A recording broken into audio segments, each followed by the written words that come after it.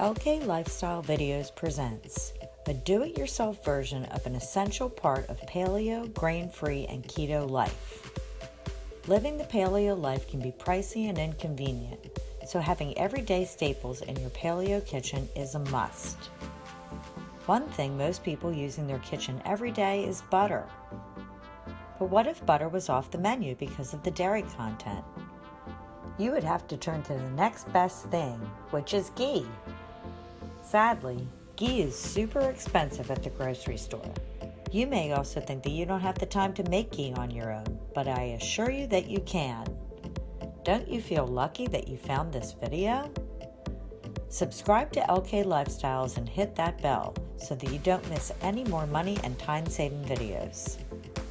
Here's all that you will need to make about 8 ounces of ghee in less than 15 minutes.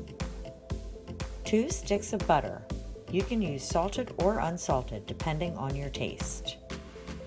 A small saucepan, a piece of cheesecloth and a small kitchen strainer, and a small glass bowl or jar to store your ghee. Now let's make the ghee.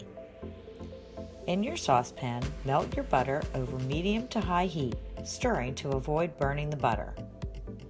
When the butter starts to boil, a layer of milk fat will rise to the top.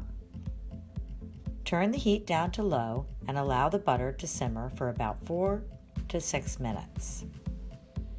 The milk fat at the top will turn slightly brown and a few bits may drop to the bottom. Remove the pan from the heat and strain the ghee through the cheesecloth into a measuring cup. Transfer the ghee into a clean glass jar and place in your fridge for 2 to 3 hours to harden.